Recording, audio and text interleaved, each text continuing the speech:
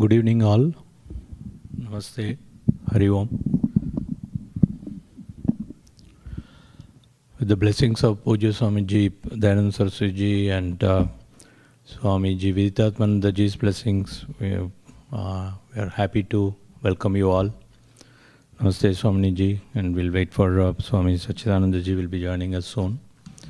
And on behalf of Arsha Vidya Gurukulam, I would love to welcome you all for the Independence Day weekend course starting today.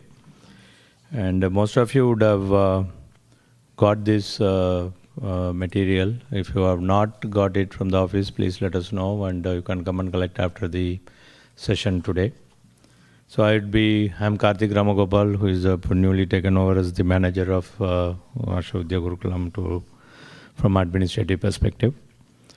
And I will quickly walk you through the some of the important details, which may be sometimes repetitive for people who are already coming to ashram for many years, or at least attended other few courses also. For some of the new people, it would be really helpful to go through it.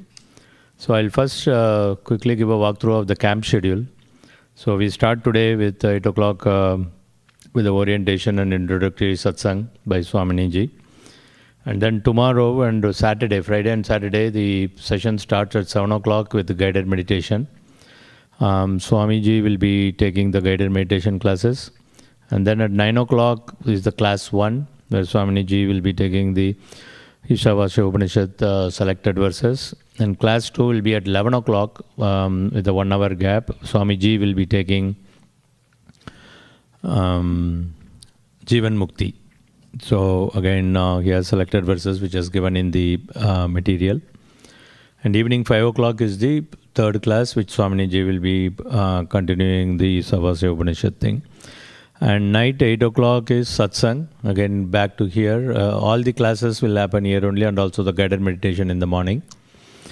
And today Swamini Ji will be taking the satsang. Tomorrow Swami Ji will be taking the satsang. And then on Saturday again Swamini will be taking the satsang question answers. So normally satsang is the question answer session for the newcomers. We keep card or paper along with the pens. So during the classes, whatever the question it may come, and you can make a note of it. And then if you submit in the evening, Swamini or Swami Ji, whoever is taking the satsang, will be answering those questions. Generally during the class time, the class will continue without any interruption of questions or anything. So the questions will happen only during the satsang time. So this is the overall schedule. And on Sunday, this being Arsha Vidya here in Sailasburg, we have first Sunday and third Sunday we have Bhagavad Gita classes, which is a continuation classes which is going on. So right now we are in chapter 10, verse 25. So that class will happen on Sunday. So because of that, we have a change in schedule here. If you look at on Sunday, 7 to 7:30 meditation will be there. 8:15 to 9:15 will be the final class, followed by Guru Dakshina. Then at 10 o'clock, Swami Tattvavidananda Ji will be doing the Gita class here again. So that will be 10 to 11, and then 11:25 to 12:25. And then afterwards, lunch will be served. So, if all of you know that we have Dakshinamurti temple here, the morning starts with the Ganapati Homa at 5:15, Lagu Ganapati Homa, which is 15 minutes, and then followed by at 5:40 Dakshinamurti Rudrabhishekam every day, same schedule, and it goes till 6:40, 6:45.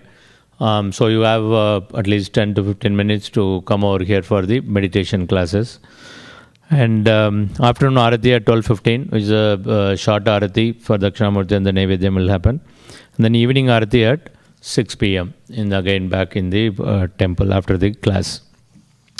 And the dining hall generally here as well as in the temple, we have hot water and coffee dispenser and all those. That will generally get opened by 5 o'clock in the morning or 5:15 for the early risers. But the breakfast will be served after the meditation class at 7:30. And then lunch at 12:30 to 2, and coffee, water is always there. Dinner at 6:45 after the evening puja. And we have free time between 2 and 3. But 3 o'clock we have a yoga session also, 3 to 4, which is not printed here. In the new booklet it is added, which got missed out here. If you want to make a note or if you want to attend yoga, it will be in the yoga center. So the yoga center is the red building, if you see outside of the main building there. So that is the yoga, actually this direction here. So you can go there and attend 3 to 4. And then children, whoever have come with the children, I think many of them are still on the way. Looks like I didn't see many children yet. They have a separate schedule. If you look at the youth schedule which is given, they will be divided according to their age group, and they will be handled by couple of our volunteers, and also Pratyagatmaji Brahmachari and Lance. So they will take them through their own sessions during this whole period starting tomorrow morning. And whoever the children is there, they will have a orientation now in the yoga center actually. So apart from that, we have given general introduction about Arsha Vidya Gurukulam for the newcomers. You can go through those details. And I have a couple of very important points which we have not made it yet to the booklet. Whenever we have the children's camp, generally children are very excited and happy to be here. And many of the kids come here for many years as they are very young till they grow up. Particularly in the summer, they love to play around in the night. Recently, we concluded a Bala Gurukulam event. So the kids were very excited and they were playing hide and seek at 11 o'clock. And they were running around the whole temple like in India, the temple and Dayalayam and all those places. And there were a lot of sounds. We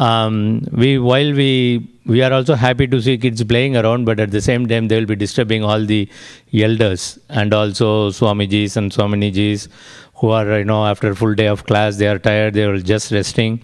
These kids are kind of having a merry-go-round. So please, if your kids are there, we love them to enjoy, but at the same time, please tell them after 10 o'clock it's a quiet time. So better let them come to the room and stay with us. And also some of the elders, adults, they also do a lot of walking. After the class, after this, they want to walk around our campus, the weather is good. And they would love to discuss all the topics, either in what they learned in the class or maybe about the stock market, whatever it is. But it's very loud discussion goes on. And that also is, sometimes disturb the people because you will be walking very close to the lot of cottage areas. And being some of them are aged buildings, the sound insulation is pretty normal, I would say. It's not very high quality like this building. So the sound can get in and people can get disturbed. That also, they wonder somebody is, standing and talking or, waking up kind of thing. So please take care of these two things. And also another thing is driving within the campus. Many of the people just see there is nobody there and just zoom past the car. This is a 5-mile zone across the campus, because a lot of elders will be there, kids also will be running around all the time. And you never know, any turn, suddenly somebody will be coming, or there is another car which will be turning. So please go as slow as possible and park in the parking lots wherever it is marked clearly. So if you have any other questions, and we have a Shanti trail where in the daytime you can walk around. And there is a neighbor, just want to be a caution, that we have informed them officially and complained also, but I just thought I will inform you. They are having a pet dog. And according to them, it is very friendly. So sometimes it is not in leash and it just runs to them, to the people who are walking. And also a lot of people are definitely scared about dog. We respect that, and we told them very clearly they cannot have that, otherwise we may have to call the police and all that.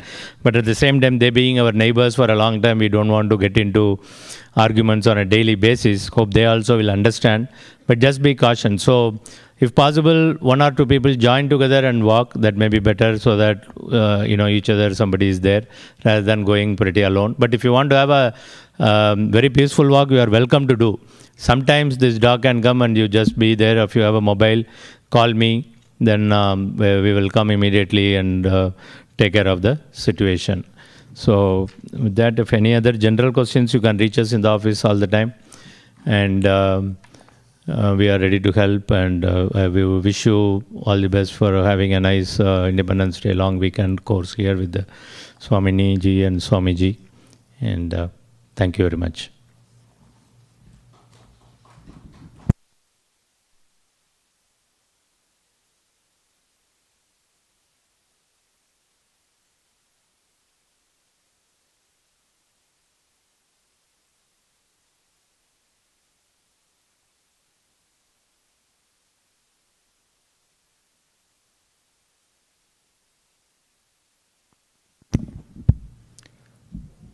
ॐ नमः प्रणवार्थाय शुद्धज्ञानैकमूर्तये निर्मलाय प्रशान्ताय दक्षिणामूर्तये नमः. Hari Om. I'm Swami Satchidananda. A very warm welcome to all of you to Arshavidya Gurukulam for this retreat. A retreat is something where you take time off to relax and think about those things which you don't get time to think about in your day-to-day life. So this particular retreat and all our retreats are curated to enable reflections, Shravana, Manana, Nididhyasanam. And the classes, all the classes will be held here. Swamini Paraprajnananda ji will be taking Ishopanishad, Ishavasyopanishad select verses. Swamini Paraprajnananda ji is a disciple of Swami Viditatmananda ji.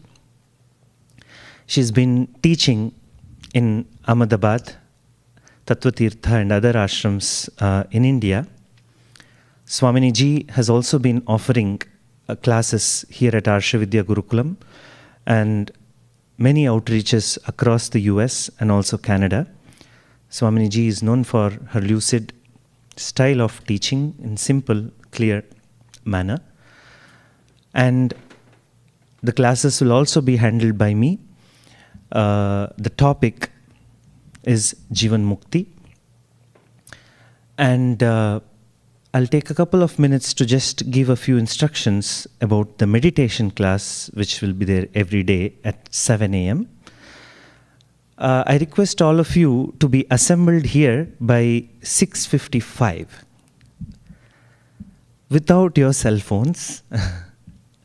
Or if you must bring your cell phone, make sure it's in silent mode or in switch off mode during all the classes, not just the meditation. And there are some back jacks, meditation chairs here on my left corner. If you wish to sit on the floor, you're welcome to take that and be seated wherever you want. And you don't have to worry if somebody is first timer to the Gurukulam, how to meditate, what to do, this and that. Just come, meditation happens. And that's the same instruction for all the Vedanta classes as well. And if you have any questions regarding the classes, you can take a piece of paper and pens are kept, and please write your questions and put it in the basket. And if you wish, you may address it to Swami Satchidananda, Swami Paraprajnananda ji. Accordingly, we will take the questions. That's about the questions. And I invoke the blessings of Pujya Swamiji, Swami Viditatmananda ji, Swami Tattvavedananda ji upon all of you. May this retreat be one that is of that has transformational value. Because today information is everywhere. You can sit at home, listen to a YouTube talk of Vedanta, whatever you want, of who's our Acharya. But the retreat like this gives you an occasion to be soaked in the knowledge, in practices, in sadhana, in prayers at Lord Dakshinamurti temple, and in silent contemplation and also vichara with your co-students. So make use of it every moment, and I wish you all the best. Hari Om Tat Sat. Swamini ji will conduct the satsang right now. Om Tat Sat. Over to Swamini ji.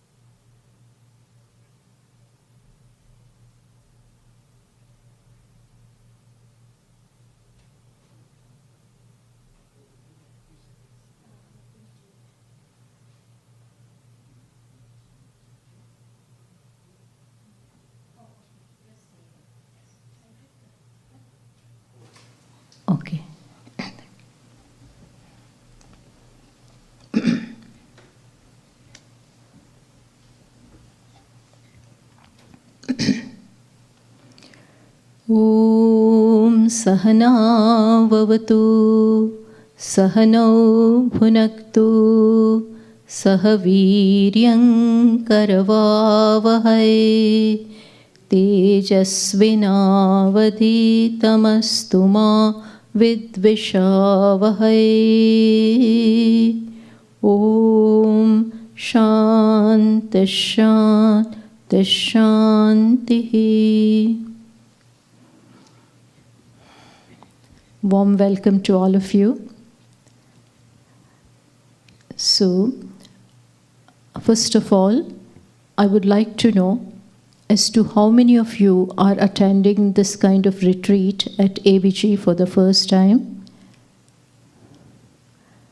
Okay, many. And rest of you have come many times? Okay. So generally in Satsang, as Swami Satchidanand said, we deal with questions. If you have some questions, we'll do that. You can even now think and ask something, general, whatever, because subject will be beginning tomorrow. So questions pertaining to subjects will come later, but anything that you want to ask. You can take he will be bringing the microphone.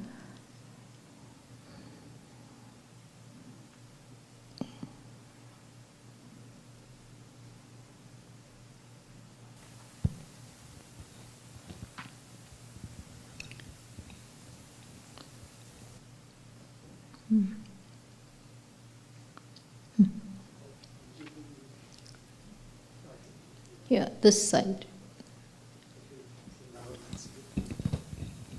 Excuse me, my name is Krishnamurthy. Yes, thank you. Can you please give a brief introduction to Upanishad itself? Upanishad, that we'll do tomorrow. Oh, tomorrow. That will come tomorrow. So I leave it for tomorrow. Okay. Because we'll be doing Ishavasya, and before that, Upanishad is knowledge of the self.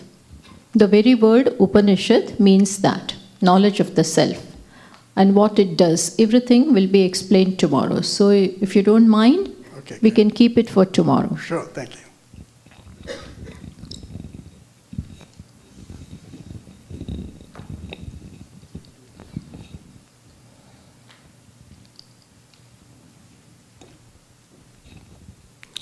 Hi, my name is Durga. I heard that Sankaracharya is considered as what he has given Bhashyam. So Bhashyam is something like that, it's a spoken language or a voice representation instead of on the paper. But who wrote his Bhashyam on the piece of paper so people can think? See, Bhashya means commentaries. So Shri Shankaracharya ji, he has written Bhashyam on Prasthanatrayi. See, what is Prasthanatrayi? Prasthanatrayi means these are the three pillars upon which Vedanta stands. And that is Upanishads, one thing. Second one is Bhagavad Gita. And third one is Brahma Sutra. Brahma Sutra is written by Veda Vyasa. Gita, as you know, is Lord Krishna's song. And Upanishads are given by different sages. Now, all this, are the Upanishads are part of the Vedas.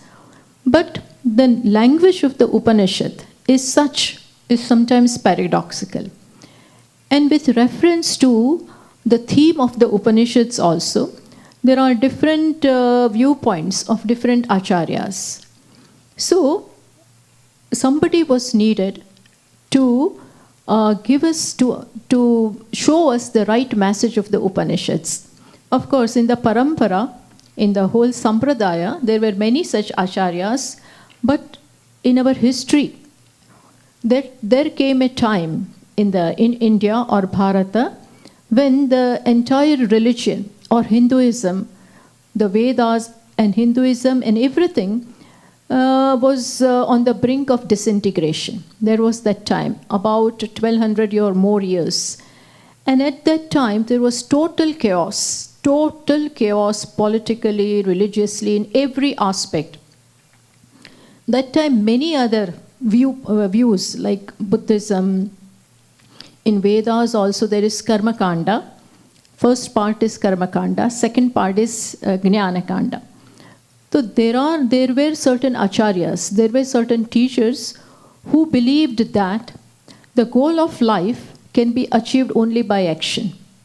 So they are called Purva Mimamsakas.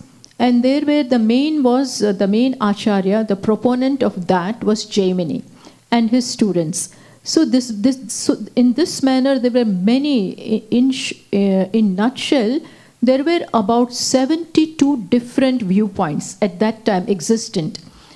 And the most strong among them were these Purva Mimamsakas and Buddhists. These people, because of their philosophies, what happened was they threw away the entire Vedas. And they did not believe in that at all, and propounded their own theories.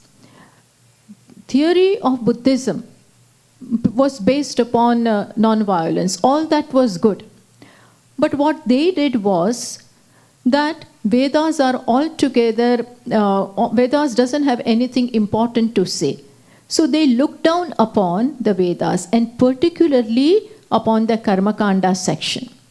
So what happened? People at large were totally misguided and totally at loss as to what is the principal message of the Vedas. So, in short, it was such a chaotic time that some great leader was required to re-establish, to show what the correct message of the Vedas was. And at that time, Sri Shankaracharya ji was born. He is supposed to be, or he is known as the incarnation of Lord Shiva, because his parents were worshipping Lord Shiva, and it is supposed to be that this child is as a boon of Lord Shiva himself. And no sooner was he born, very soon his father passed away, and then his mother brought him up, saw to it that he gets the knowledge of the Vedas, and at the age of 8 he took sannyasa also. In short, then he went to his teacher, and he saw that it is very much needed that the Upanishads, the main message or the principal theme of the Upanishads plus Bhagavad Gita plus Brahma Sutra should be known to people. People should know what it really is. And that is where he wrote bhashyas. Bhashyas means commentaries. Say, supposing there is a mantra of Upanishad. On that mantra, on each and every word, he has written commentary. And that is how he selected 10 major Upanishads upon which he wrote bhashya.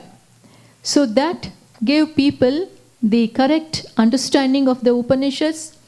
Plus, he wrote on Bhagavad Gita also. On each and every verse, he has written commentary, which is called bhashya.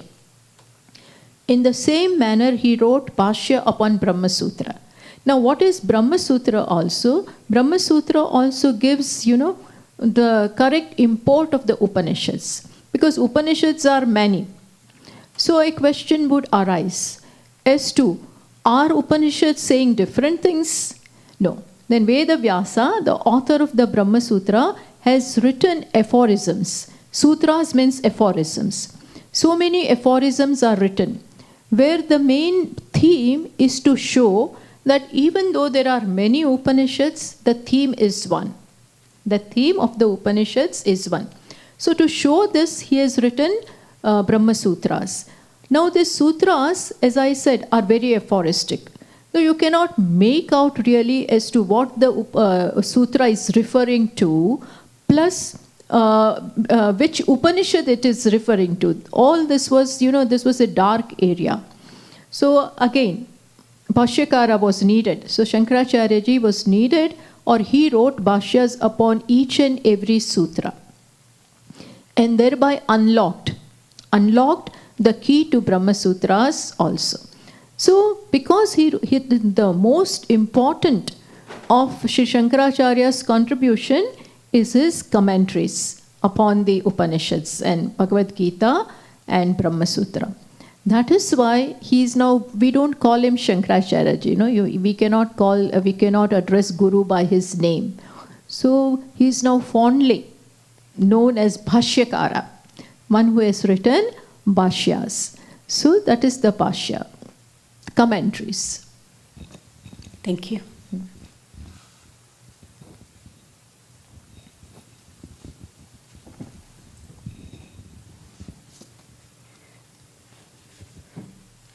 So the Brahma Sutra is, what is the difference? It's the same as Bhagavatam, Srimad Bhagavatam? No, it is not same as Bhagavatam. Bhagavatam, yes, you are right. Bhagavatam is also written by Vedavyasji, and Brahma Sutra is also by Vedavyasji. But the theme is different. In Bhagavata is nothing but the showing all the 10 incarnations of Lord Vishnu, and it is mainly to create the devotion for Ishvara. That is Bhagavatam. And here this is Brahma Sutras are, as I said, showing the message of the Upanishads. And that is in the aphoristic manner. That is Brahma Sutra. Bhagavatam is entirely different thing. Very different. Sometimes people, mistake Bhagavad Gita to be Bhagavatam. Bhagavatam is Bhagavatam and Bhagavad Gita is different. So Brahma Sutra is like, it's available, same like Bhagavatam has 18,000 verses. So Brahma Sutras are aphorisms. Aphorisms. So a sutra means, as much as it is each and every sutra will contain least number of words. So brevity is the soul there. You cannot, what shall we say? You cannot, it is not in the book form also. Simply sutras are given. Aphorisms. From the aphorism, see, Vedavyasji wrote whatever he wanted to write about the Upanishads in the form of aphorism. From that, you see the expertise and the greatness of all these acharyas. From that, Sri Shankaracharya ji could make out that this refers to this particular Upanishad. And this is what Vedavyasji is trying to say. Like say the first sutra is Janmadyasya Yataha. This is the sutra. Which means that the entire creation has come from whom? Has come from Ishvara. Now this sutra actually refers to a mantra from Taittiriya Upanishad.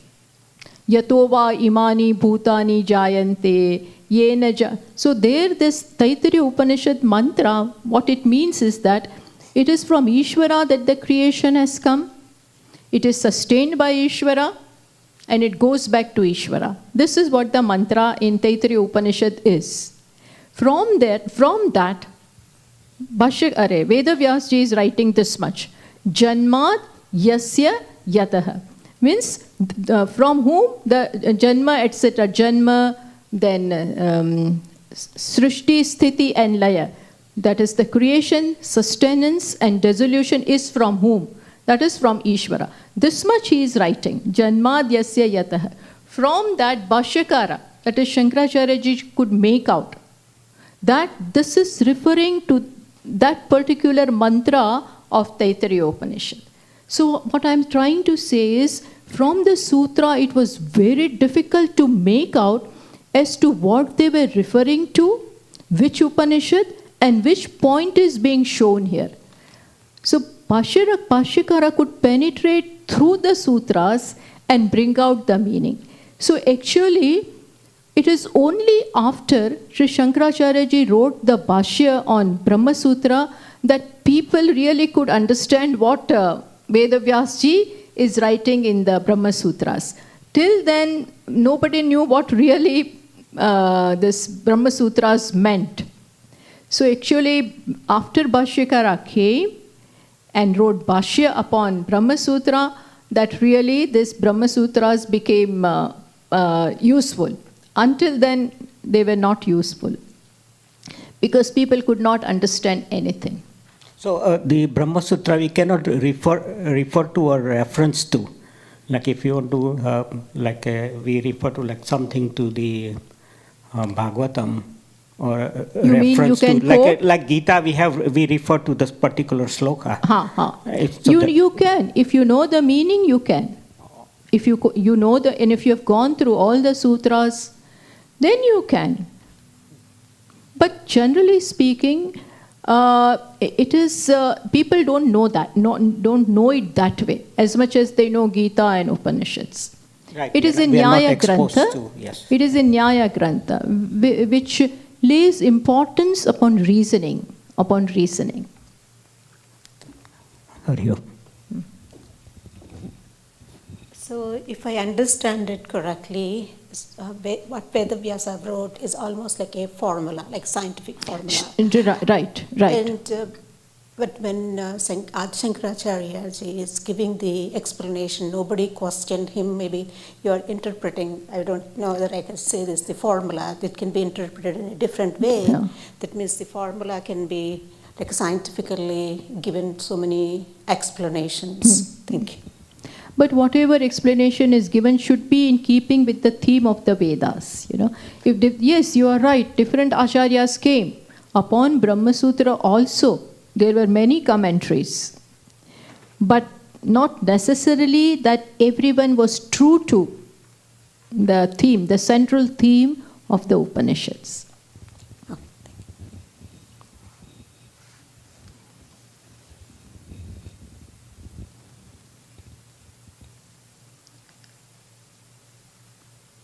Yes. Thank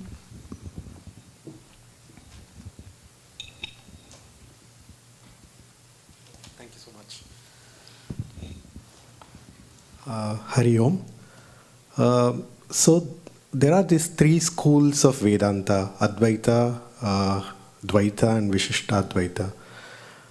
But if such clarity has been provided in Bhashyam based on the three texts of Bhagavad Gita Upanishad, one question always comes in my mind is how people could interpret it in different ways. Right? So Yeah, but it was not that all the acharyas came only after Shankaracharya ji. There were already schools of philosophy. Six schools of philosophy existed even before Shankaracharya ji.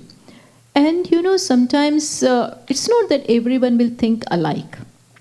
Even after reading Bhashya, supposing, Vallabhacharya ji, he believed in Dvaita. Dvaita means Ishvara and Jiva are different. So if that is a strong belief, then that is how it will remain. And his followers will also think in the same way. See, as far as the person or the saint is concerned, we have all reverence and everything. But as far as the philosophy is concerned, it was different.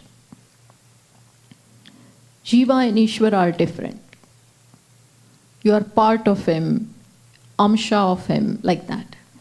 Whereas Upanishads talk about complete oneness, total oneness. There is no second thing at all. So, Chandogya Upanishad, just to mention, talks about and all this is derived from Upanishads only. What Bhashyakara has to say, whatever he has to say, he has derived from Upanishads. And after going through them, in and out, this is the message of the Upanishads, that is what he could see. Not only he, there were many acharyas before him. The whole line, that is the beauty of the sampradaya. That one acharya comes and says, this is the meaning given by me, no. He follows the line of the teachers. And it makes sense, because Upanishad says that it is truth is one without a second. There cannot be another at all. Ekam eva advitiyam. That is what it says. Ekam means just one. Eva means there is nothing like it. Advitiyam, nothing different from it. Plus in the one, there are no parts. See, I may be one, but there may be someone like me, sajatiya. Someone like me, yes, but still different. Vijatiya means altogether different, like the opposite sex. That is Vijatiya. So again, this is duality. Plus, in one also, there are parts. The head is different, neck is different, arms are different. So again, in one also, there are parts.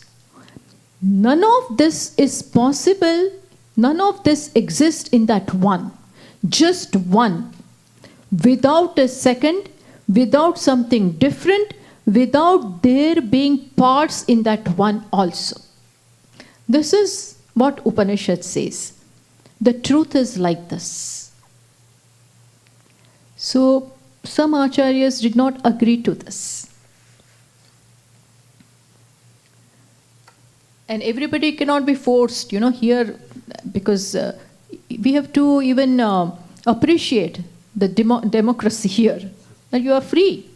You are not for, no, this only you should believe. And you have no right to express your ideas. No, that was never there in India. And so, as I said, 72, not less than 72 different matas existed at the time of Shankaracharya.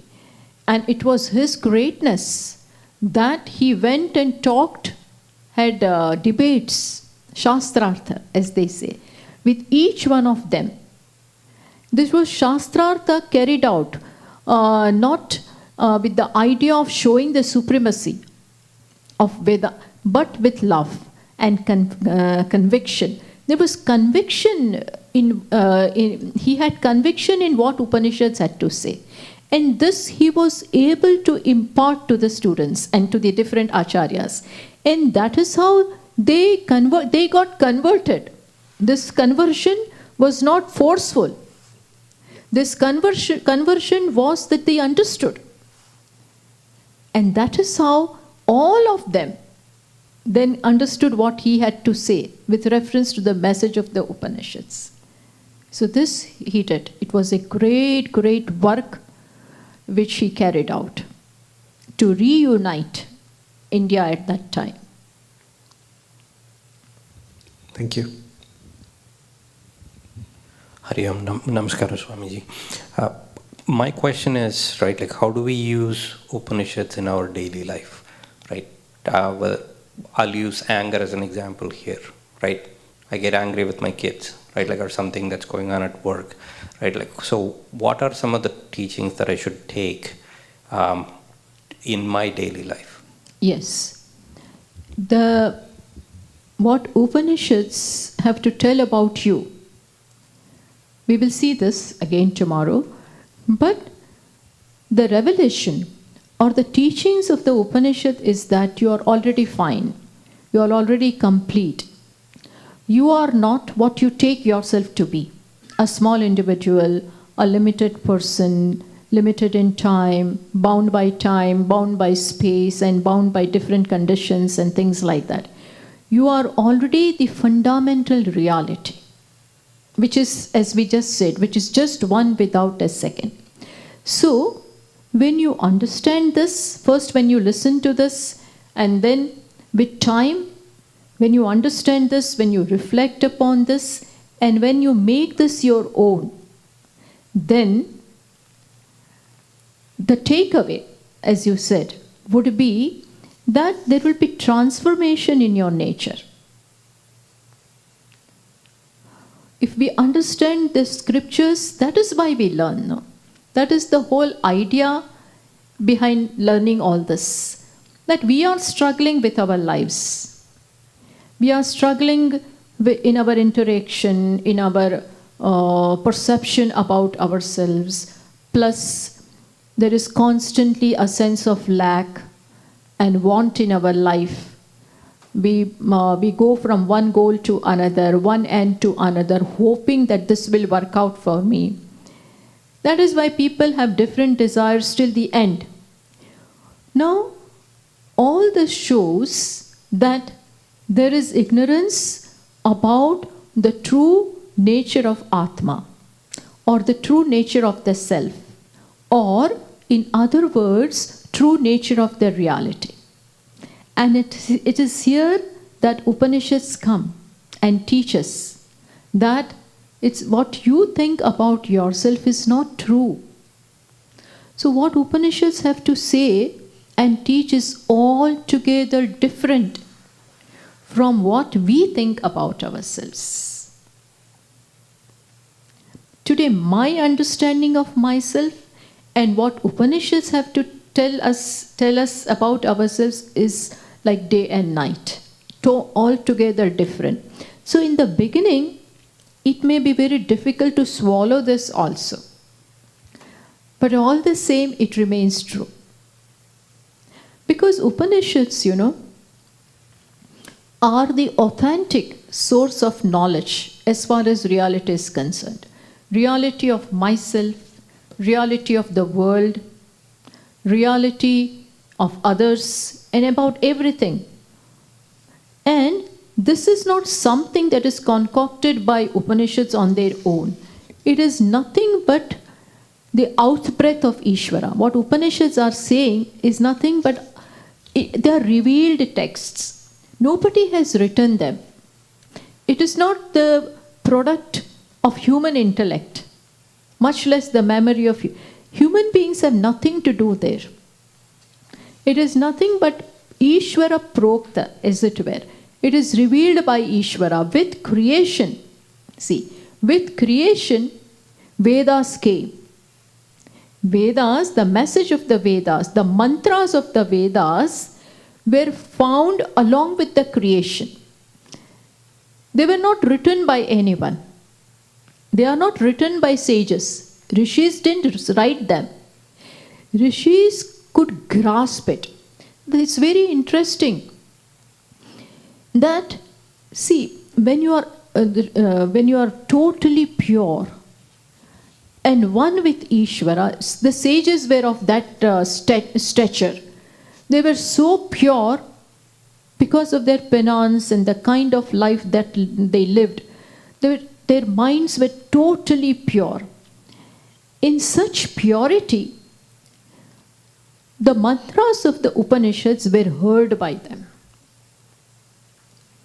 You and I may not be able to hear them, but they could hear because that is there in the creation. Sometimes you must have heard that some people say that I heard the sound of Omkara coming from the river and from the mountains and things like that. Everybody doesn't hear them, but they are there. It is there with the reality. So sages, because of their purity, and in their meditation there would not be any trace of ego left. In such condition, in such state of mind, they could hear these mantras. That is why these mantras are also known as Shruti. You must have heard this. That Vedanta is all Upanishads are also called Shruti. Shruti means that which is heard. So they could hear. What did they hear? These mantras. And that is why none of the rishis have left their name upon the Upanishad. That this Ishavasya is written by this rishi, Kenopanishad is written by some different rishi. No such thing. No, there is no name. It is nothing but outbreath of Ishvara. Why it is called outbreath of Ishvara? Just as our outbreath, exhalation, it just comes out spontaneously. There is no effort behind that. In such effortless manner, this truth has come out. And sages could hear them. Sages could grasp them. And that is what they taught to human beings. That is what the Upanishads are.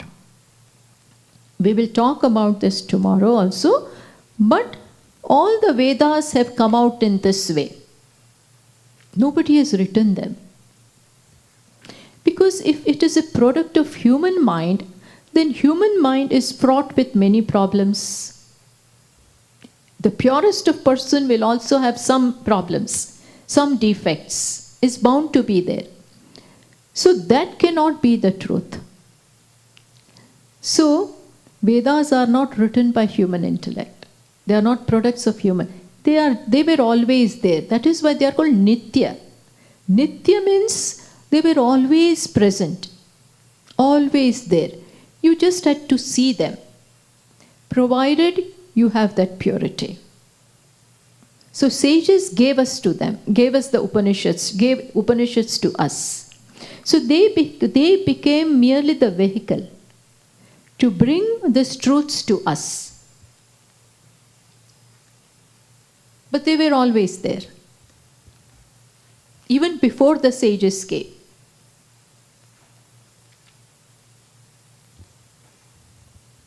That is why they are called pramana. Pramana means the valid source of knowledge. Say, for example, just as for color or for seeing something, eyes are called the pramana. Eyes are the means for seeing something. Ears are the means for seeing the sound. What ears can do, eyes cannot do with reference to sound. And by the same token, what eyes have to say about color, ears have nothing to say. Similarly, Vedas are pramanam, valid source of knowledge as far as truth is concerned.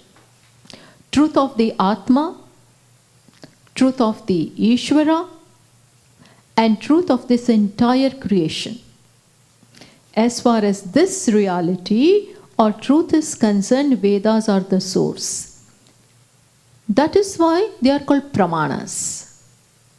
So if we have this understanding, and if this orientation or trust is there with reference to the pramana, that is Vedas, then we will not doubt this.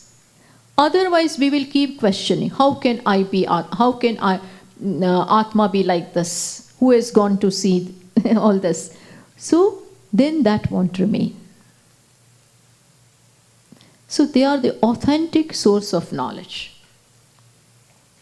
That is why there is nothing more ancient than Vedas, the most ancient. This writing and everything came much later. Before that, they were just, the truth was seen by the Vedas, heard by the rishis, and they memorized it. And then slowly they started writing on the leaf, In those days, no press, no paper, nothing was there. They started writing on the leaf. Then it is said that so many such things were lost also. And with the British Empire and the Mughals and all that in India, they deliberately destroyed many things. Many things got destroyed also. But still, today we know about 300 Upanishads. That much is there. Much were there. But we don't have it all.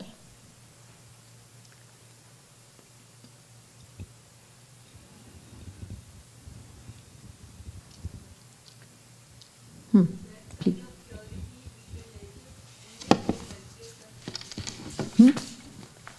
Yes. Meditation, but more tapas, meditation, purity, the kind of life you live, plus selflessness. With selfishness itself is biggest impurity. So there was no personal agenda, absolutely no selfishness in the mind. With that, impurity comes. So more or less, the sages, were with Ishvara, we can say. That is why they had the eligibility to be able to grasp, Absolutely no, nothing to stop them for receiving these mantras.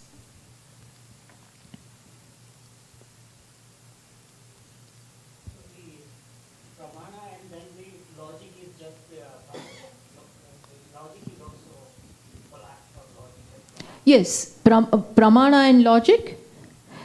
Pramana means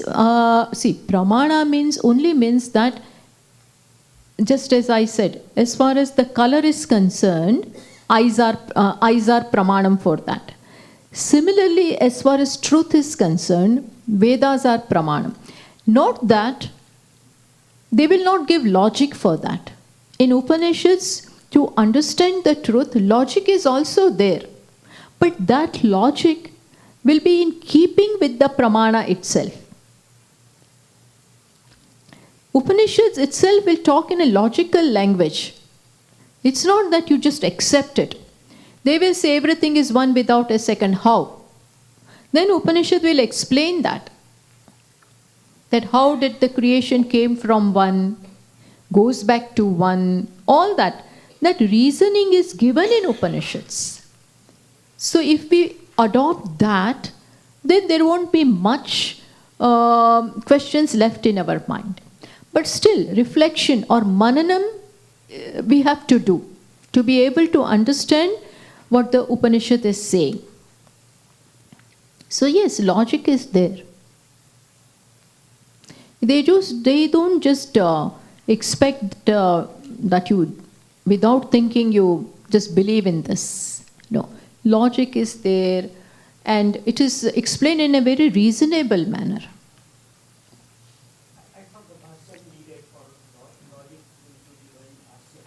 No, Bhashya also gives, Shankaracharya ji also gives, but the Upanishad itself gives.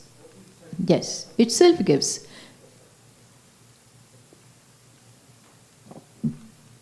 So now 5 minutes are there. So can if there is any question, we'll do that. Otherwise, we can sing one bhajan. Please. Where is the microphone?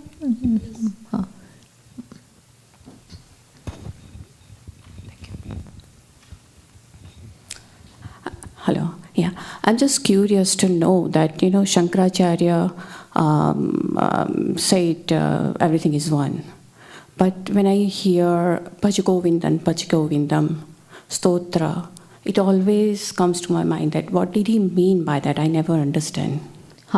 See, Shankaracharya didn't say that everything is one. Upanishad says that everything is one. He explains the mantras of the Upanishads. Plus, now coming to your another question, Bhajagovindam. Bhajagovindam is a stotra, hymn written by him, by Sri Shankaracharya ji. So the story behind this is that one day he was passing with his students in Kashi. That time he saw an old man, very old he was. He was walking with a stick in his hand. He could hardly balance himself. And still, he saw that this old man is mugging up the formulas of grammar in Sanskrit. He's mugging up the rules of grammar. Dukrung karane. And this particular rule of grammar talks about action, of pravritti, of action. So seeing this stotra came from the mouth of, spontaneously came out from the mouth of Sri Shankaracharya ji, where the first shloka is this: Bhajagovindam, Govindam bhajamudamate. Samprapte sannihite kale nahi rakshati dukrung karane. Which means he is telling that old man, O deluded person, please worship Govinda. Bhajagovindam, Govindam bhajamudamate. O deluded, please worship Govinda. Why? Because now you may live long, but apparently you look above 80 or 85. Now the end time is closer. At the end time, these rules of grammar, which talk about action, are not going to help you. That will not serve your purpose. Now what will help you is the name of Ishvara. At the end time, when the life is coming to a close, what is going to help you is the name of Ishvara. And instead of doing that, you are still mugging up, by hearting the rules of grammar. All that is meant for those who want to learn the language, and those who are young and who has a long way to go For them and those who want to become scholars, and for them it is okay. But for you, now this won't help you. Plus that rules of grammar, signifying action shows that still you want to achieve things. Still you are trying to find fulfillment in achieving things. Now that will not help you. Enough of achievement. You have achieved enough. At least now think of Ishvara. If at all anything will help you, it is Ishvara's name that is going to help you. Remember him. So that is how, seeing that old man, this stotra just came out from the lips of Sri Shankaracharya ji. So that is what the stotra stands for. Did you get your answer? Mm-hmm. Shall we do a small bhajan and conclude? Because it's already 50.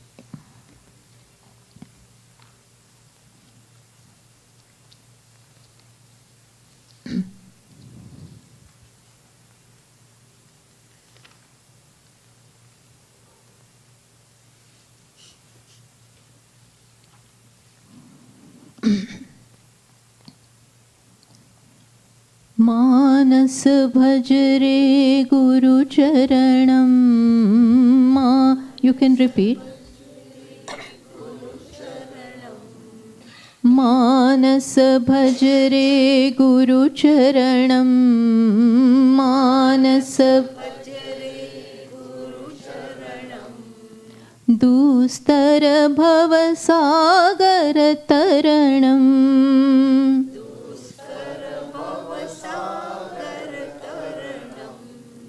दुस्तर भव सागर तरणम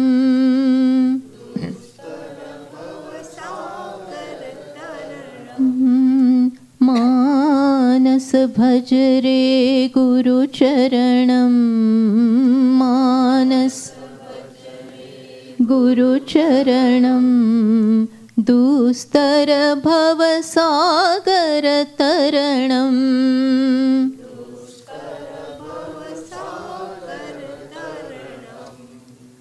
गुरु महाराज गुरु जय जय गुरु महाराज गुरु जय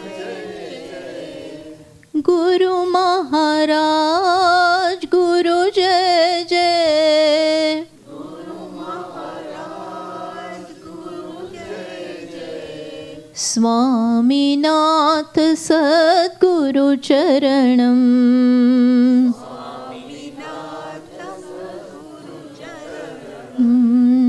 स्वामीनाथ सद्गुरु जय जय जय ओम नमः शिवाय ओम नमः शिवाय ओम नमः शिवाय शिवाय नमः ओम नमः शिवाय ओम नमः शिवाय शिवाय नमः ओम नमः शिवाय ओम नमः शिवाय ओम नमः शिवाय शिवाय नमः ओम नमः Everybody join.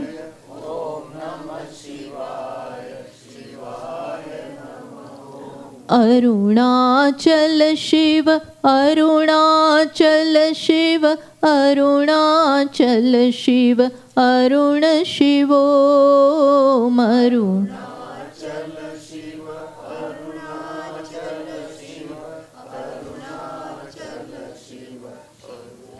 शिवो अरुणाचल शिव अरुणाचल शिव अरुणाचल शिव अरुण शिवो अरुणाचल शिव अरुणाचल शिव अरुणाचल शिव शिवो मानस भजरे गुरु चरणम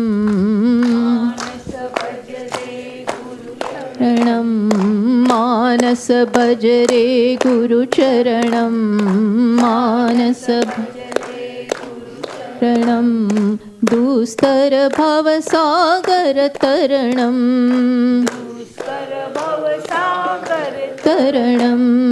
गुरु महाराज गुरु जय जय गुरु महाराज गुरु जय जय गुरु महाराज गुरु जय जय गुरु महाराज गुरु जय जय स्वामीनाथ सद्गुरु जय जय स्वामीनाथ जय जय स्वामीनाथ सद्गुरु जय जय जय ओम नमः शिवाय ओम नमः शिवाय ओम नमः शिवाय शिवाय नमः ओम ओम नमः शिवाय ओम नमः शिवाय ओम नमः शिवाय शिवाय नमः अरुणाचल शिव अरुणाचल शिव अरुणाचल शिव अरुण शिवो अरुणाचल शिव अरुणाचल शिव अरुण शिवो अरुणाचल शिव अरुणाचल शिव अरुणाचल शिव अरुण शिवो अरुणाचल शिव अरुणाचल शिव अरुणाचल शिव शिवो मानस भजरे गुरुचरणं मानस भजरे गुरुचरणं दुस्तर भवसागर तरणम्